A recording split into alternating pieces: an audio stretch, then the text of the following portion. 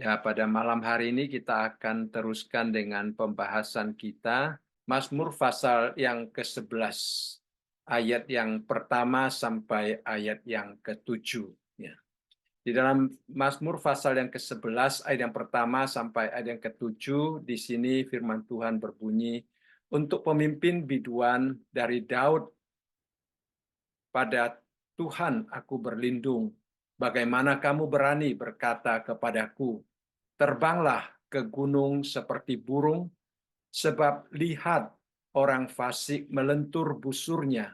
Mereka memasang anak panahnya pada tali busur untuk memanah orang yang tulus hati di tempat gelap. Apabila dasar-dasar dihancurkan, apakah yang dapat dibuat oleh orang benar itu?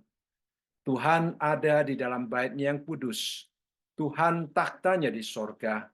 Matanya mengamat-amati, sorot matanya menguji anak-anak manusia. Tuhan menguji orang benar dan orang fasik, dan Ia membenci orang yang mencintai kekerasan.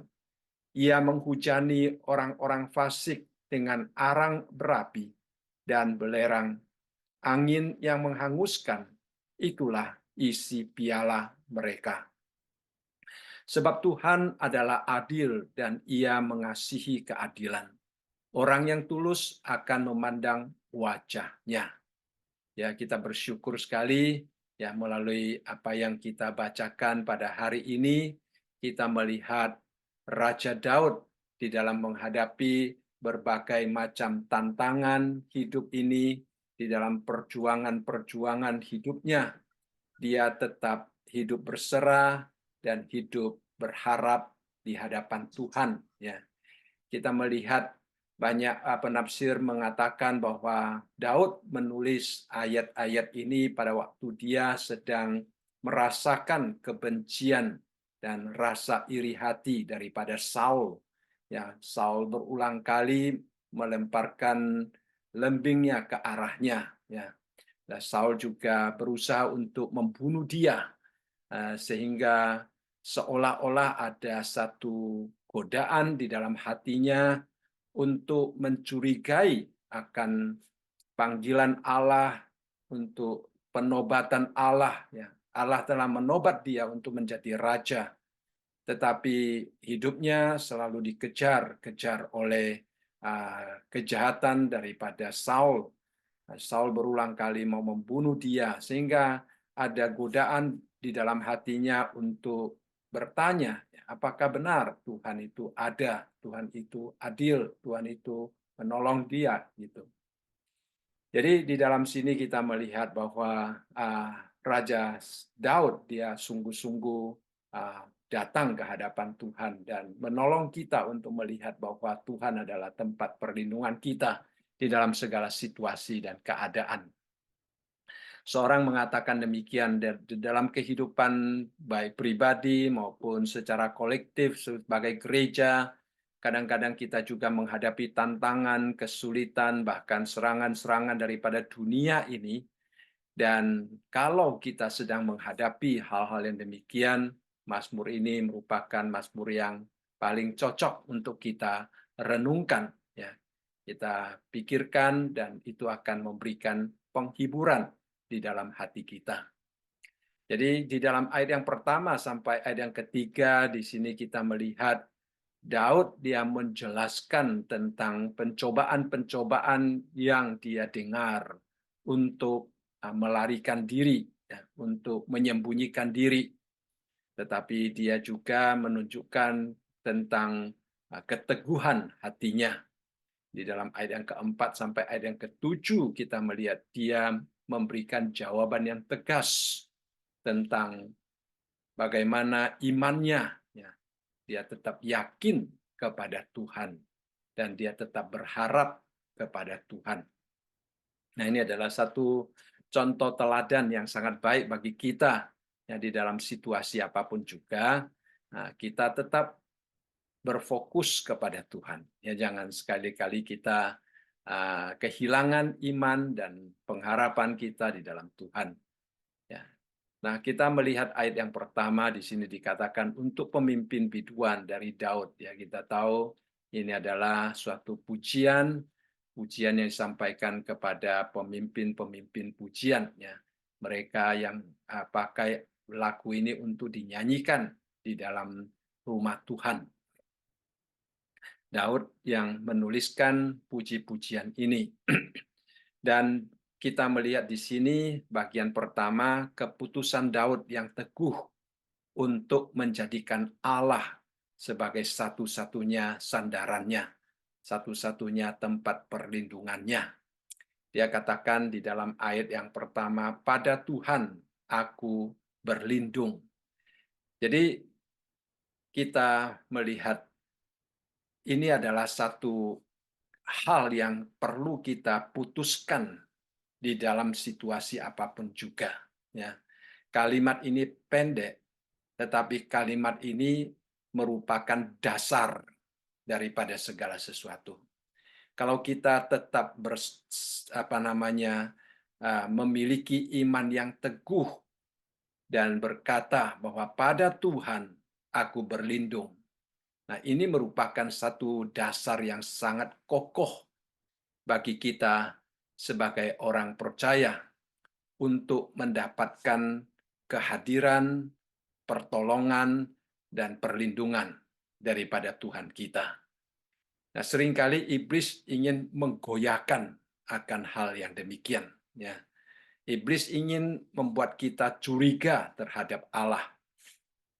Seperti pada waktu iblis ya mencobai Hawa. Dia juga ingin mencobai Hawa supaya Hawa curiga tentang kasih Allah. Tidak mengizinkan Hawa makan buah yang terlarang itu. Jadi iblis selalu bersuara yang demikian. Ya. Nah, saudara sekalian, kita melihat istilah berlindung juga istilah mengandalkan, berharap. Ya. Nah, kadang-kadang kita sebagai orang Kristen, kita secara sadar atau tidak sadar, kita gampang tidak sepenuh hati untuk berlindung di dalam naungan Tuhan. Ya. Kadang-kadang kita menganggap mungkin sesuatu hal yang dapat dilihat yang menjadi perlindungan bagi kita. Ya.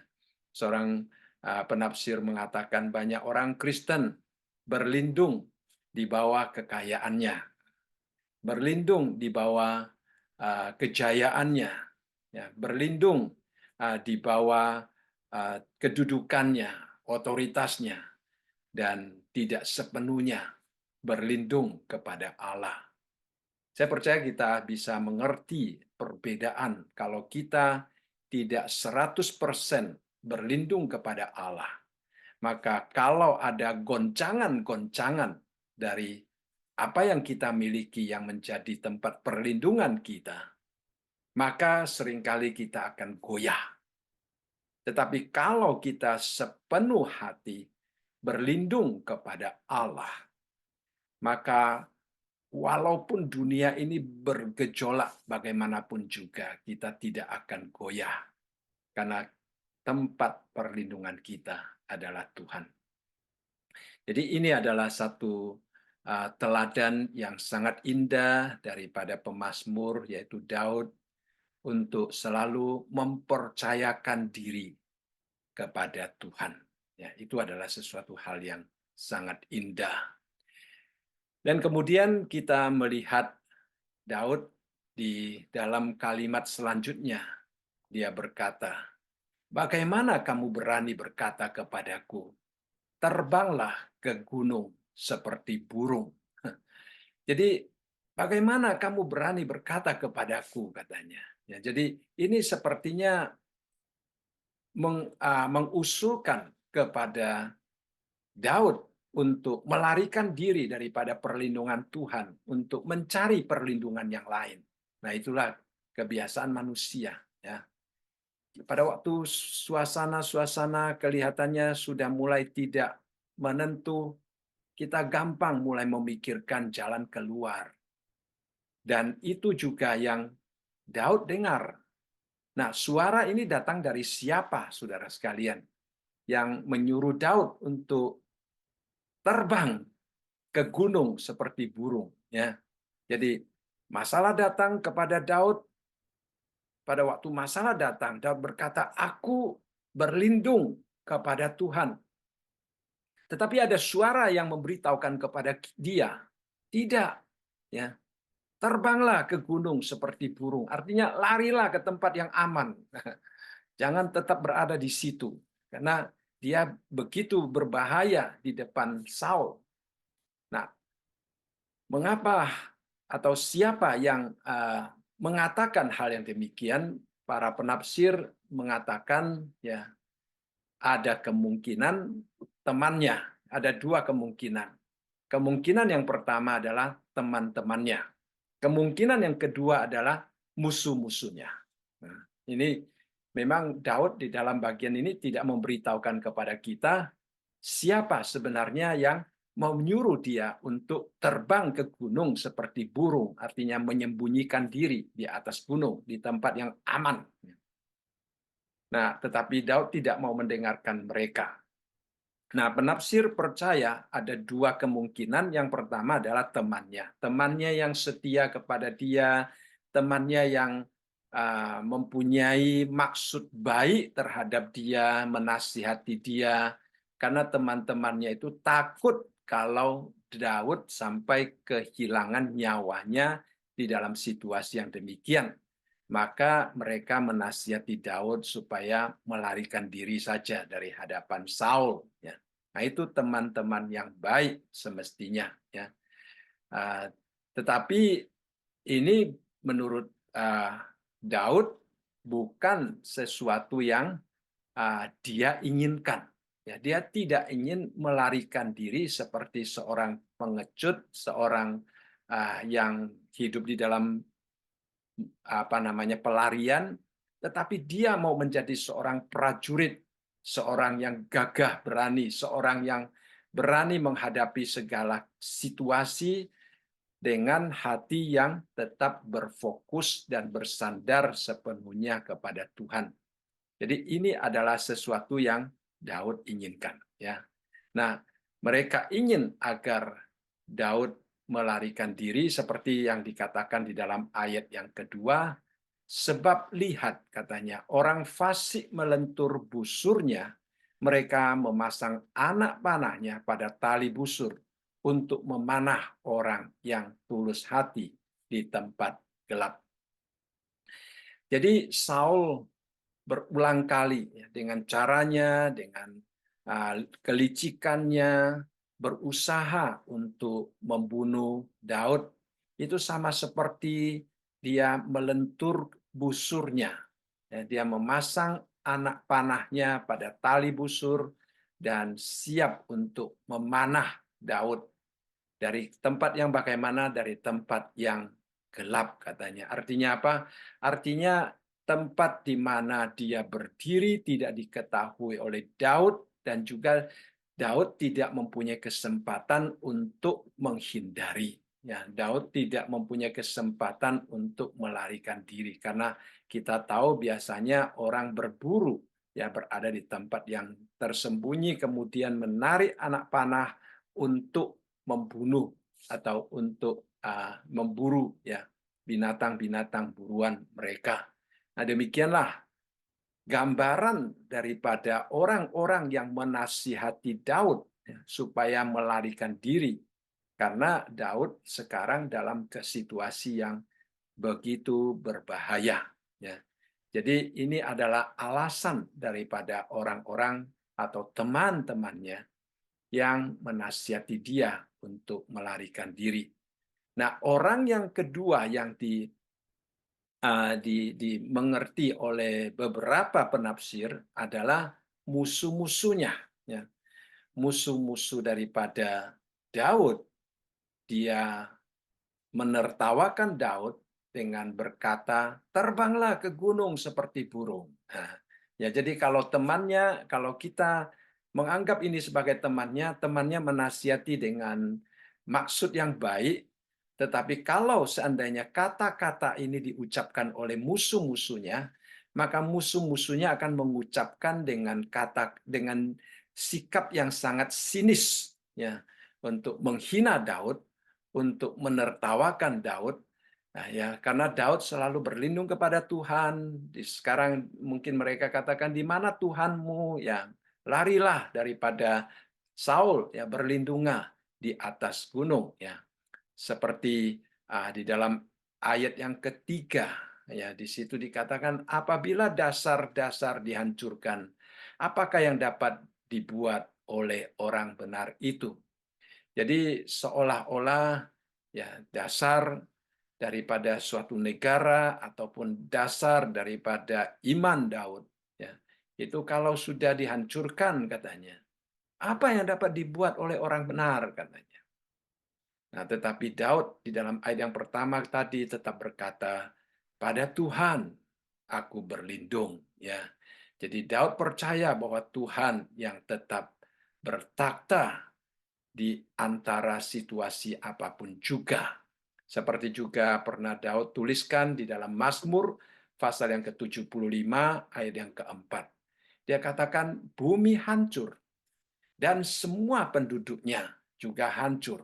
Ya, semua boleh berlalu, bencana apapun boleh terjadi, tetapi akulah yang mengokohkan tiang-tiangnya.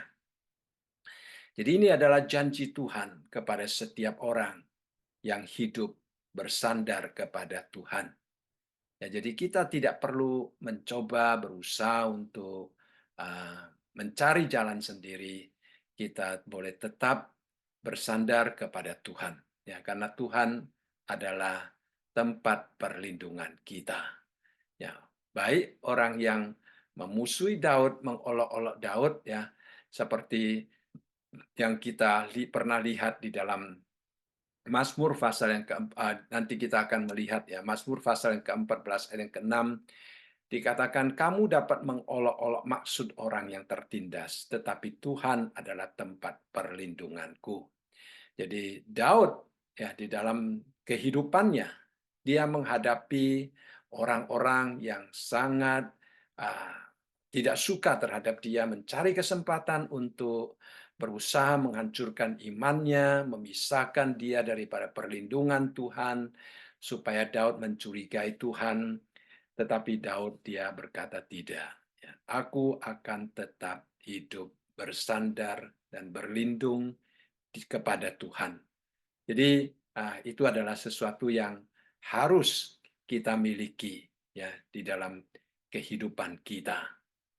Nah, Daud juga sangat mengerti akan situasi yang ada di tengah-tengahnya, ya, karena dia sedang hidup di dalam keadaan yang sangat tertekan, ya. Kita kalau membaca di dalam sejarah Perjanjian Lama, kita menemukan bahwa Daud hidupnya penuh dengan peperangan, hidupnya penuh dengan kesulitan, tetapi dia juga selalu dilindungi oleh Tuhan, selalu diberkati oleh Tuhan. Dia selalu diberikan kemenangan, ya, oleh Tuhan, ya. Pada waktu dia masih berada di dalam keluarga orang tuanya, ya. Nah, Daud juga seorang gembala yang sangat berhasil, ya. Kita melihat mungkin orang tuanya tidak terlalu memperhatikan dia, ya. Bahkan pada waktu Samuel datang mengurapi, Daud tidak ada di dalam hitungan karena dianggap dia tidak mungkin dipilih oleh Tuhan, ya. Tetapi kita melihat Daud, dia setia kepada Tuhan dan Tuhan tidak pernah meninggalkan dia. Ya, di dalam dia setelah diurapi, dia menjadi buronan daripada Saul. Setelah dia menjadi raja, hidupnya penuh dengan peperangan.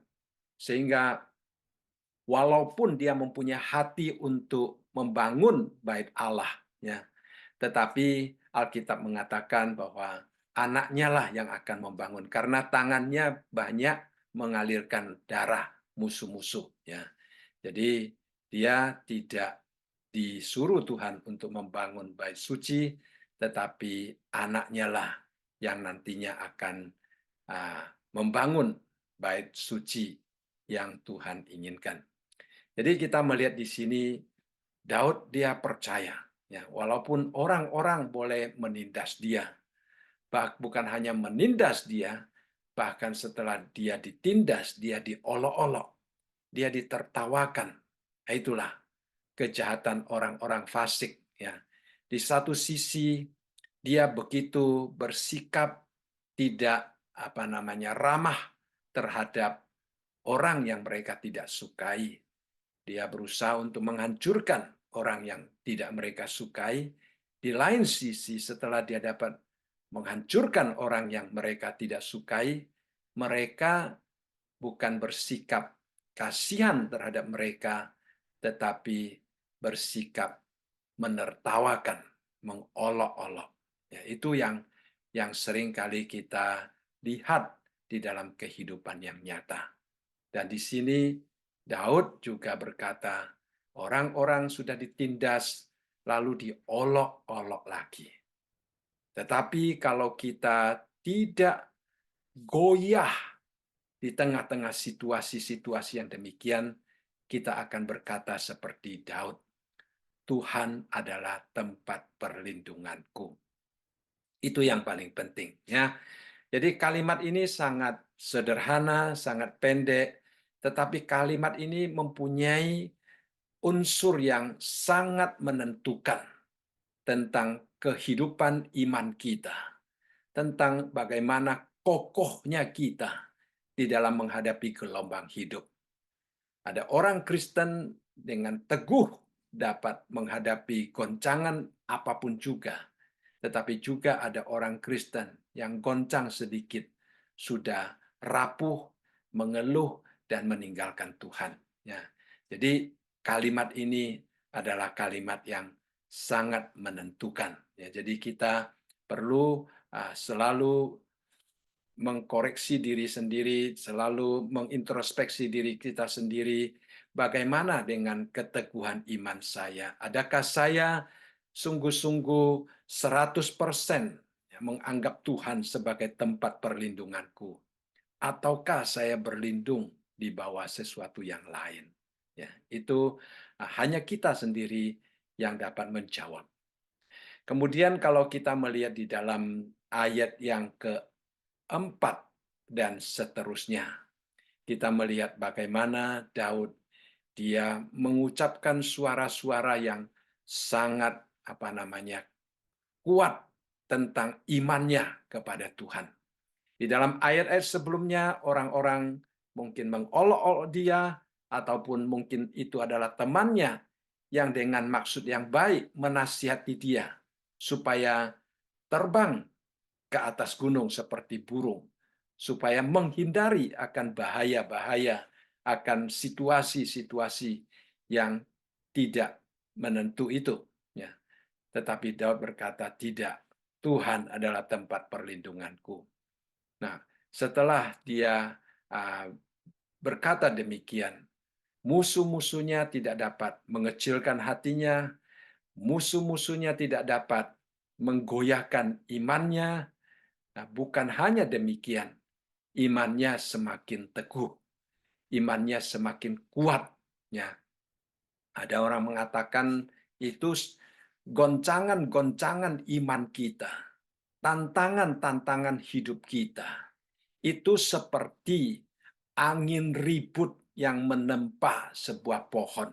Ya, kita tahu pohon kalau selalu ditempa oleh angin yang kencang, ya, maka dia akan berakar lebih cepat dan lebih dalam. Ya, itulah keadaan iman kita. Kalau iman kita tidak pernah menghadapi goncangan, mungkin akar kita, ya, hubungan kita dengan Tuhan tidak terlalu kuat. Tetapi kalau kita selalu dihadapkan dengan goncangan-goncangan hidup ini, maka akar iman kita akan berakar lebih kuat, ya, lebih dalam, lebih cepat, ya, kita bertumbuh. Itulah pada waktu Daud dia menghadapi tantangan, menghadapi goncangan, dia semakin berfokus kepada Tuhan, dia semakin mengenal Tuhan. Dan di dalam ayat-ayat selanjutnya, dia menuliskan tentang pengenalannya akan Tuhan, tentang hubungannya akan Tuhan, tentang tidak mungkinnya Tuhan akan membiarkan dia menghadapi hidup dan tantangan ini seorang diri.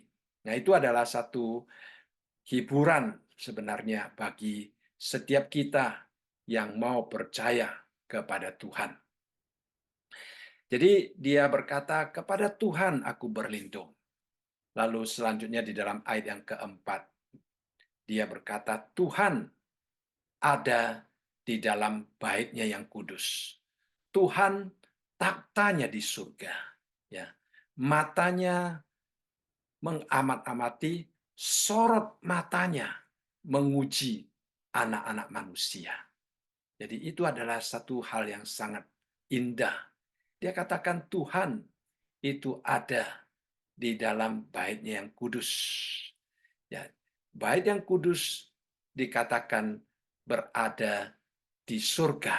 Ya, taktanya berada di surga. Jadi seorang penulis menuliskan dengan sangat indah. Dia katakan kita harus yakin Tuhan itu bereksis dan kita juga harus yakin bahwa Tuhan itu mengamat-amati. Kita harus yakin bahwa mata Tuhan itu melihat segala sesuatu. Lalu dia menyimpulkan, walaupun kita tidak dapat melihat Allah, tetapi Allah selalu melihat kita. Nah, ini kalimat yang sangat penting ya.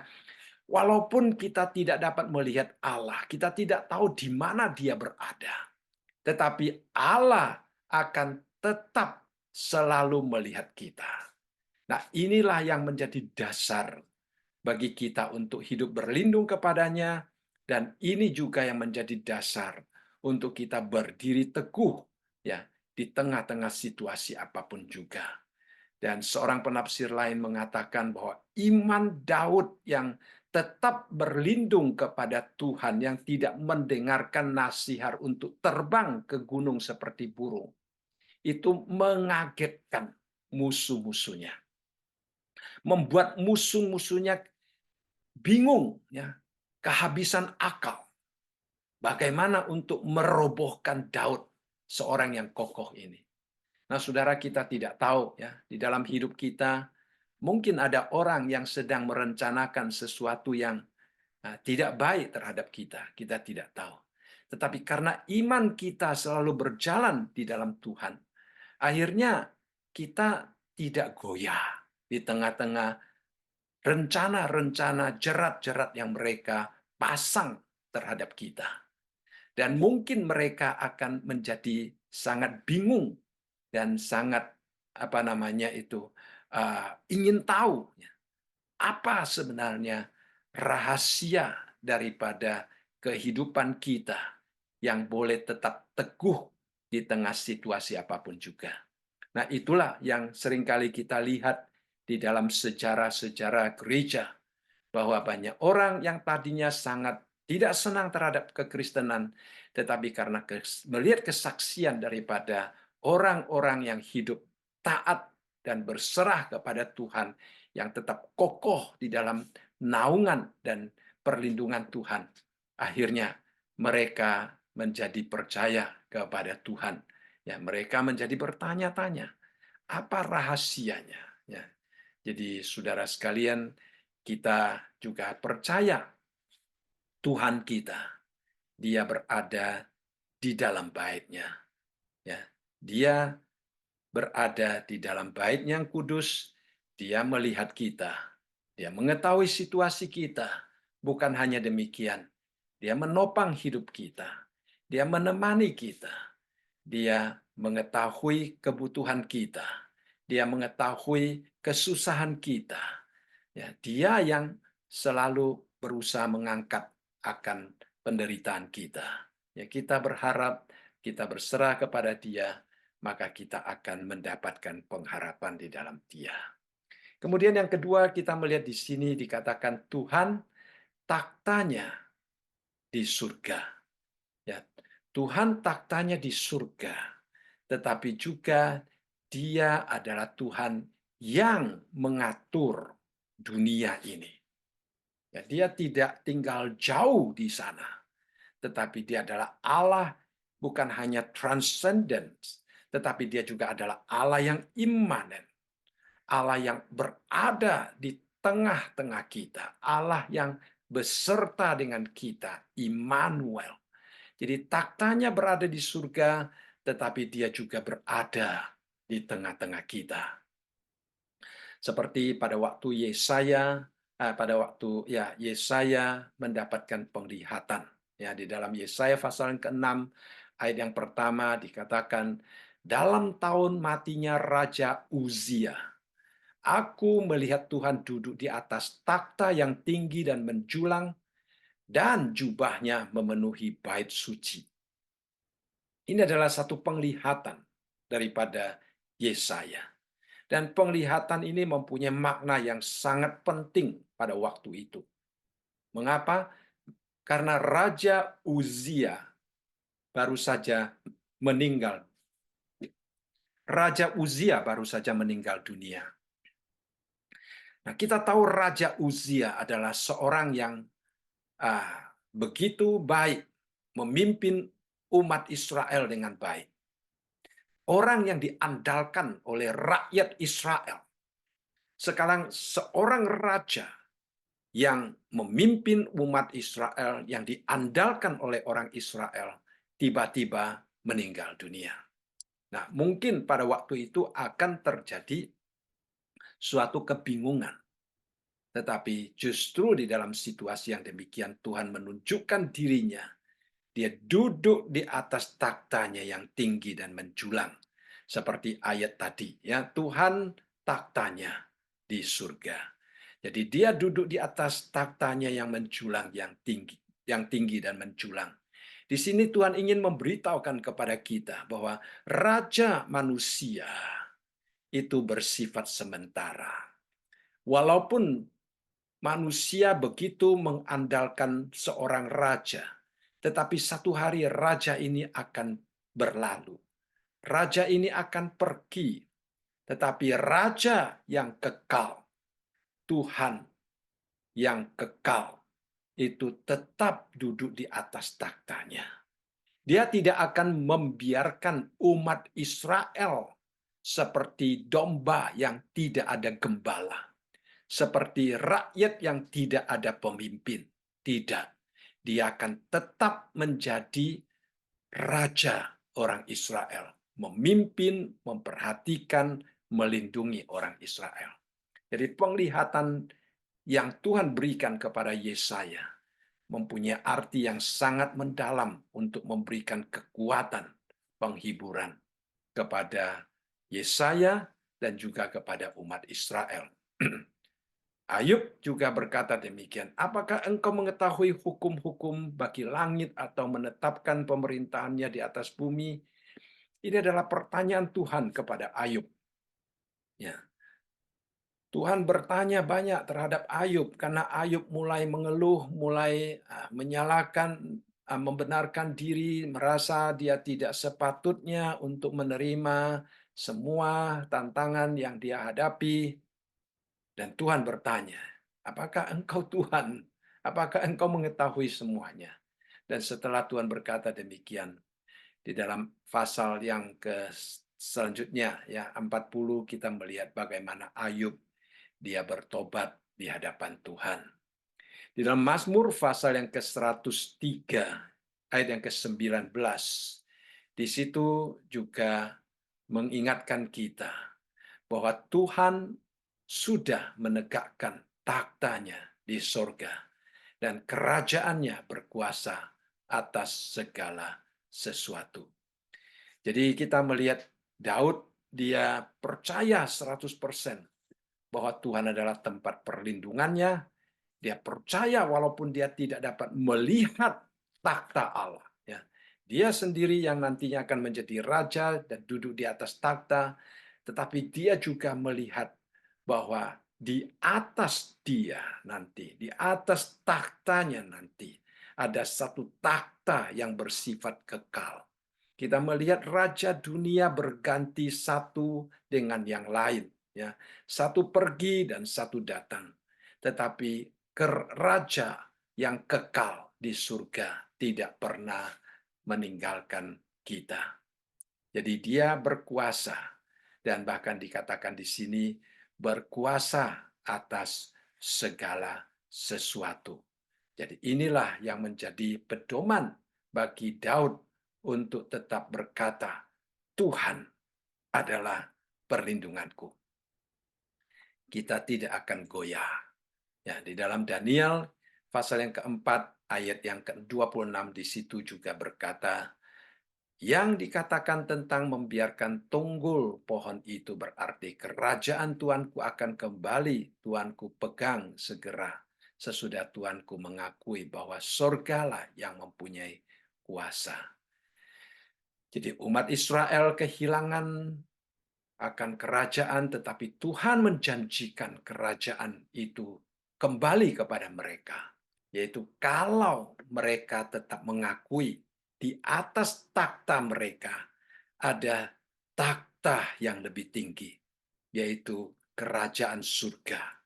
Dan kalau mereka percaya, ya, surga mempunyai kuasa.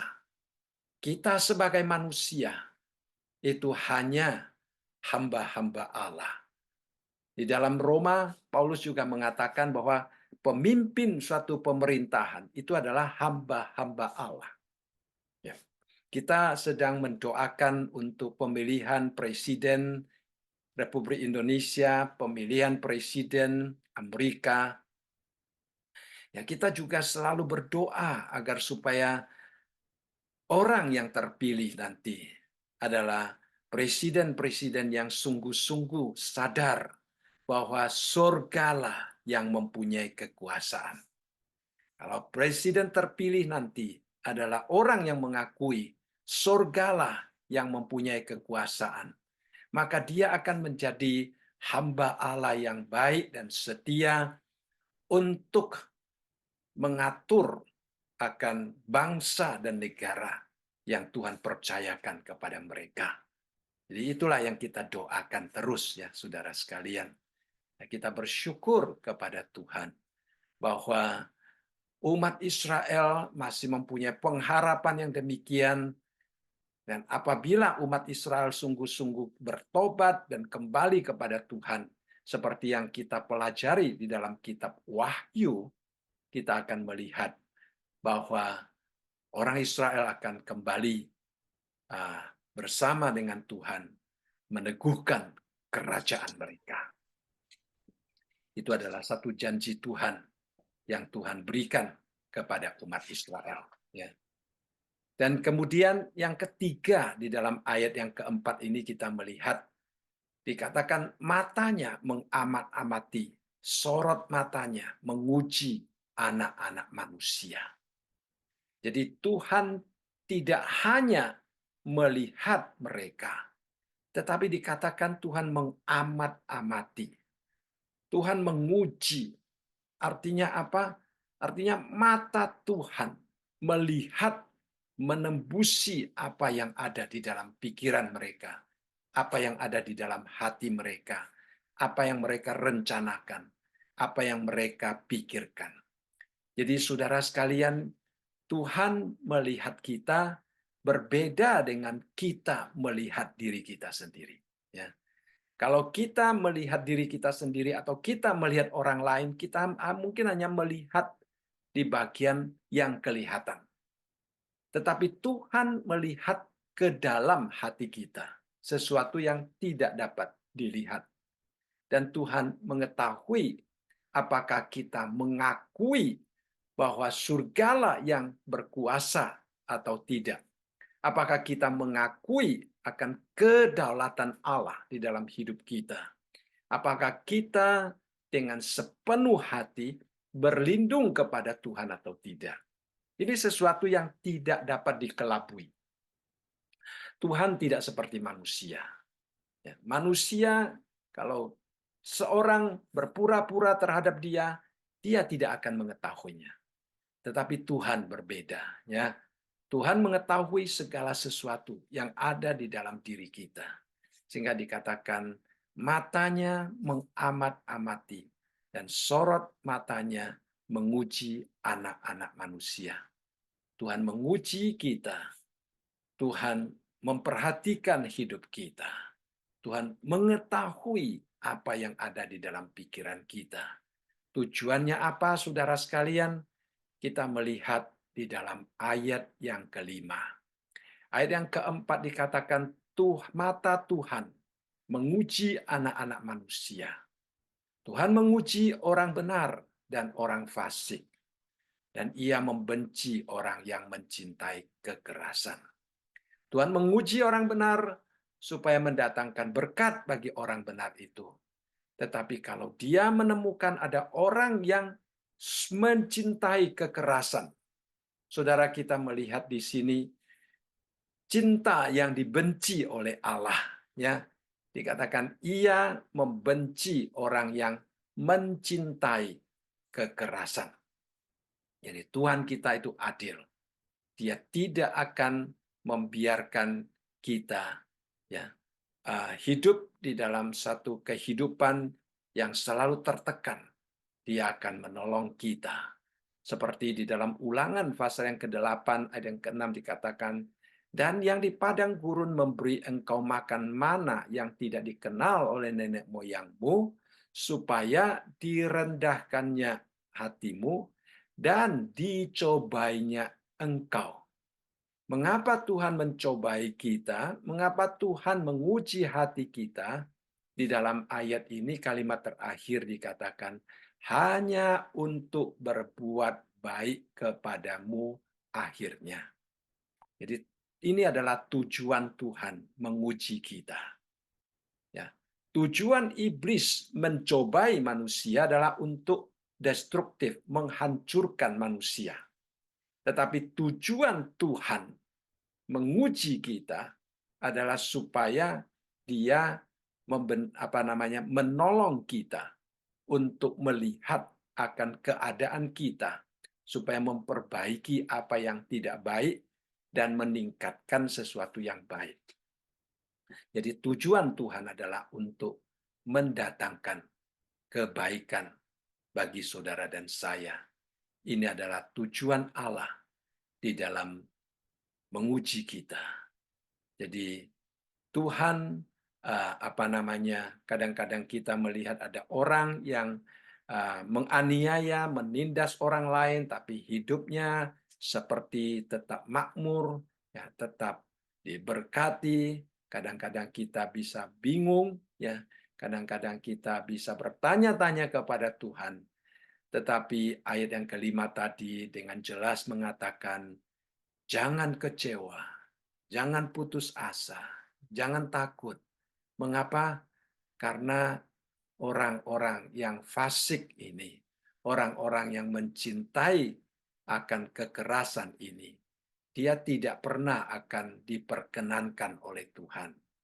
Ya, kemakmuran yang mungkin mereka terima, yang mungkin disalahgunakan untuk menekan orang lain, itu tidak akan bertahan lama. Ya, seorang pernah menulis demikian, Tuhan mengadili orang benar dan orang jahat. Ya, dia membedakan mereka secara sempurna. Dan ini lebih daripada apa yang dapat kita lakukan. Jadi kita melihat di sini Tuhan mengadili, melampaui apa yang dapat dilakukan oleh manusia. Ya. Di dalam Amsal pasal yang ke-8 ayat yang ke-36 di situ dikatakan, tetapi siapa tidak mendapatkan aku merugikan dirinya. Semua orang yang membenci aku mencintai maut. Ya. Membenci hikmat Tuhan, membenci hati yang takut akan Tuhan, itu sebenarnya adalah mencintai maut. Ya. Kita hanya akan membawa kehancuran di dalam diri kita sendiri jikalau kita tidak mencintai hikmat Tuhan, tidak mencintai Tuhan sendiri, tidak mencintai akan bimbingan Tuhan. Kita akan hidup berjalan menuju kepada maut. Itulah yang dikatakan oleh firman Tuhan. Ya, saudara sekalian, Kemudian di dalam ayat yang ke-6 kita melihat di sini dikatakan, ia menghujani orang fasik dengan arang berapi dan belerang, angin yang menghanguskan. Itulah isi piala mereka. Ya, pertama-tama hukuman Tuhan ya dipakai metafora berganda, yaitu bahwa Tuhan akan menghujani orang fasik. Dengan apa? Dengan arang berapi dan dengan belerang. Saudara sekalian, ini adalah sesuatu yang tidak dapat dihindari. Ya, kita juga melihat di dalam Ayub pasal yang ke-20, ayat yang ke-23 dikatakan, untuk mengisi perutnya Allah melepaskan ke atasnya murkanya yang menyala-nyala dan menghujankan itu kepadanya sebagai makanannya. Ya, itulah saudara sekalian, ya. Nah, itu hujan yang turun dari langit dari Tuhan itu akan menimpa orang-orang yang tidak takut kepada Tuhan.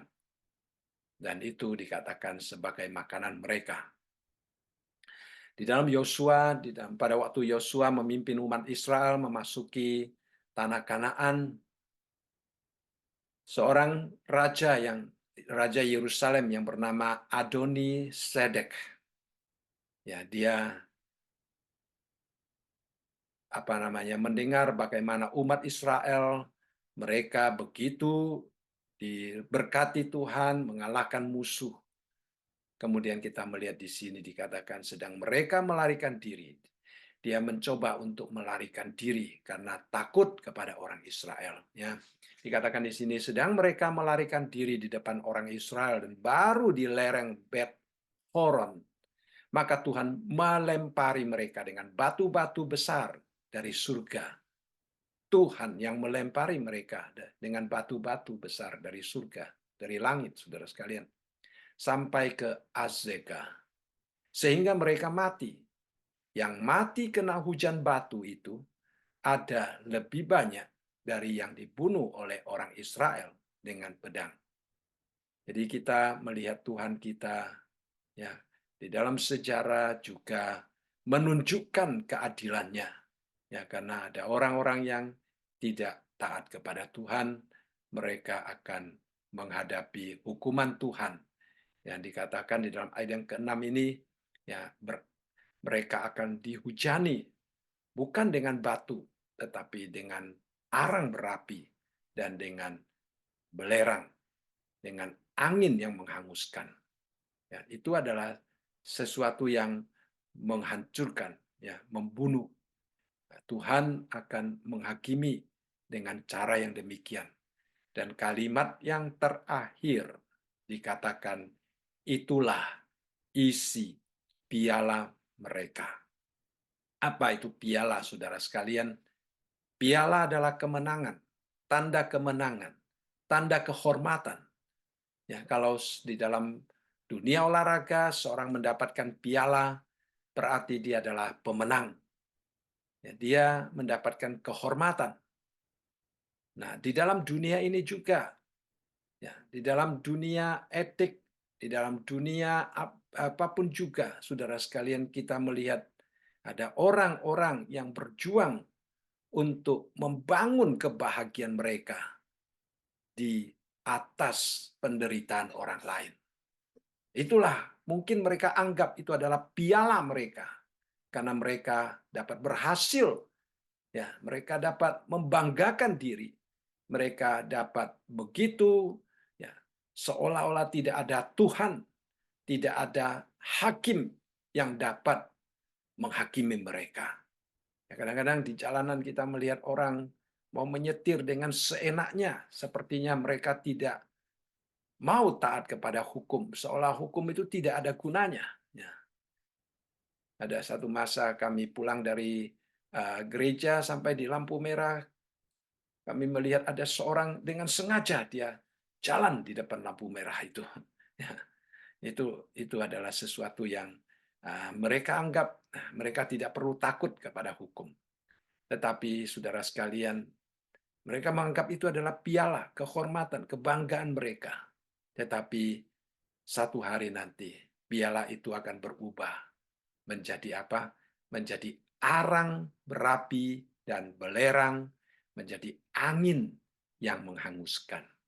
Walaupun saat ini belum dialami oleh mereka, karena waktu Tuhan masih belum tiba. Tetapi sesuai dengan waktunya Tuhan, saudara sekalian, mereka akan minum daripada piala itu. Ya, mereka akan mendapatkan apa yang telah disediakan oleh Tuhan kepada mereka. Jadi kita juga bertanya, ya, piala yang bagaimana yang kita kejar di dalam hidup kita? Apakah piala yang sama dengan piala yang disebutkan di dalam Mazmur pasal yang ke-11 ayat yang ke-6? Atau piala kita berbeda dengan piala mereka? Piala kita adalah penghiburan Tuhan. Piala kita adalah perlindungan Tuhan. Piala kita adalah suara Tuhan yang berkata, "Engkau adalah hambaku yang baik, yang setia." Ya, saudara sekalian, tetapi piala orang-orang fasik, orang-orang yang tidak mau percaya kepada Tuhan, orang-orang yang sengaja hidup menentang Tuhan, adalah arang berapi dan belerang angin yang menghanguskan. Ya, itu adalah sesuatu yang kita patut hindari di dalam hidup kita, ya. Karena kita percaya Tuhan adalah tempat perlindungan kita, Tuhan tidak akan memberikan piala yang demikian kepada kita. Tuhan akan memberikan piala yang penuh berkat kepada setiap orang yang hidup berlindung kepadanya. Ya, itu adalah janji Tuhan yang indah. Kemudian di dalam ayat yang terakhir, di dalam ayat yang ke-7, kita melihat dikatakan apa? Sebab Tuhan adalah adil dan Dia mengasihi keadilan. Orang yang tulus akan memandang wajahnya. Jadi ini adalah suatu perbandingan antara ayat yang ke-6 dengan ayat yang ke-7. Ayat yang ke-6 dia katakan apa? Dia katakan orang fasik. Ayat yang ke-7 berbicara tentang siapa? Berbicara tentang orang yang tulus. Orang yang fasik, akhir daripada hidupnya bagaimana? Akhir daripada hidupnya akan dihujani dengan arang berapi dan belerang dan angin yang menghanguskan. Orang yang tulus hidupnya, ya, dia akan mengakhiri hidupnya dengan situasi yang bagaimana? Di sini dikatakan dia akan memandang wajah Tuhan. Nah, saudara sekalian, ya, sepanjang sejarah tidak ada seorang pun yang memandang wajah Tuhan. Karena kalau kita memandang wajah Tuhan, di dalam Alkitab mengatakan, tidak seorang pun yang dapat tetap hidup kalau dia memandang wajah Tuhan. Karena wajah Tuhan, kemuliaan Tuhan, itu seperti sinar yang menghanguskan. Sama seperti pada waktu Musa, ya, bertemu dengan Tuhan di atas gunung. Musa ingin melihat wajah Tuhan. Tetapi Tuhan berkata, engkau tidak boleh melihat wajahku. Ya, kemudian Tuhan berkata kepada Musa, aku akan lewat daripadamu. Tetapi engkau hanya akan melihat belakangku. Jadi walaupun Musa melihat Tuhan, tetapi dia tidak dapat melihat wajah Tuhan. Dia hanya melihat belakang Tuhan lewat. Dan apa yang terjadi, saudara sekalian? Setelah Musa melihat akan lewatnya Tuhan, pada waktu dia turun dari atas gunung, bertemu dengan orang Israel, Alkitab mengatakan bahwa orang Israel tidak berani dekat-dekat dengan Musa dan mengatakan kepada Musa, jangan dekat-dekat dengan kami. Ya, Musa sendiri tidak tahu mengapa, tetapi orang Israel melihat wajah Musa itu bersinar, memancarkan kemuliaan Tuhan.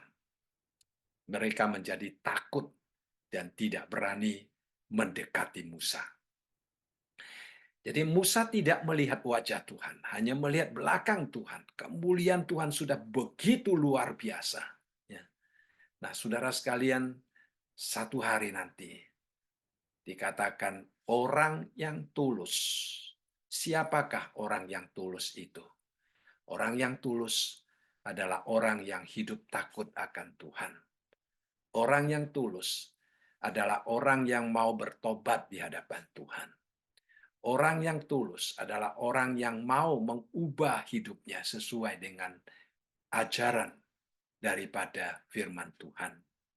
Ya, jadi kita bertanya, bagaimana hubungan saya dengan Tuhan? Apakah saya dapat dikatakan sebagai orang tulus di hadapan Tuhan?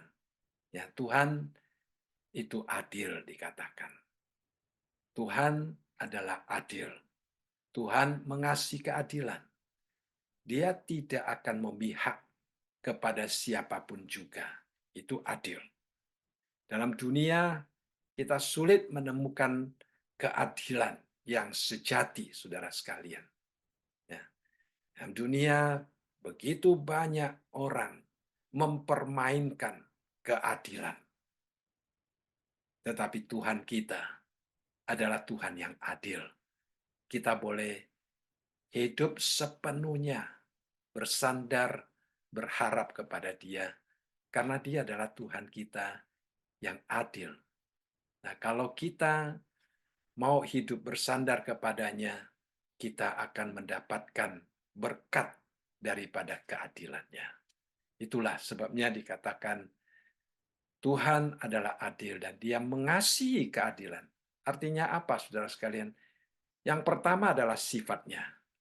Yang kedua adalah penerimaan Tuhan terhadap orang-orang yang mau merefleksikan keadilan Tuhan di dalam hidup mereka. Kalau kita merefleksikan keadilan Tuhan di dalam hidup kita, ya, maka Tuhan mengasihi kita. Tapi kalau kita tidak merefleksikan keadilan Tuhan di dalam hidup kita, maka kita akan dianggap seperti ayat sebelumnya, orang fasik. Maka kita akan mengisi piala kita dengan hal-hal yang tidak disenangi oleh Tuhan. Tetapi kalau kita mengasihi keadilan Tuhan, merefleksikan keadilan Tuhan, maka Tuhan akan mengasihi kita. Nah, itulah yang dikatakan Tuhan itu adil, dan keadilannya itu akan menentukan apakah seseorang benar-benar tulus di hadapan Tuhan atau tidak. Kalau kita sebagai manusia, kita tidak tahu, saudara sekalian. Ya, kita sekali lagi hanya dapat melihat apa yang ada di luar. Kita tidak dapat melihat hati manusia, tetapi Tuhan melihat hati manusia dan Dia mengetahui apa yang terkandung di dalam pikiran kita, di dalam hati kita, sehingga Dia dapat menentukan dengan seadil-adilnya apakah kita adalah orang yang tulus ataupun orang yang fasik di hadapan Tuhan. Ya, itulah Mazmur yang sudah kita baca, Mazmur pasal yang ke-11. Kita melihat bagaimana Tuhan ya menyatakan diri kepada Daud, sehingga Daud di dalam situasi yang sangat terdesak, situasi yang sangat menekan dia, bahkan dikatakan dia seperti orang yang diinjak, seperti orang yang ditekan, ya. Tetapi dia tidak merasa putus asa. Karena apa? Karena dia tetap berfokus kepada Tuhan. Karena dia tetap percaya kepada Tuhan. Dia tetap percaya bahwa Tuhan adalah tempat perlindungan baginya. Biarlah kalimat ini boleh selalu mengumandang di dalam hati setiap kita. Tuhan adalah tempat perlindunganku. Ya, kepada Tuhan aku berlindung.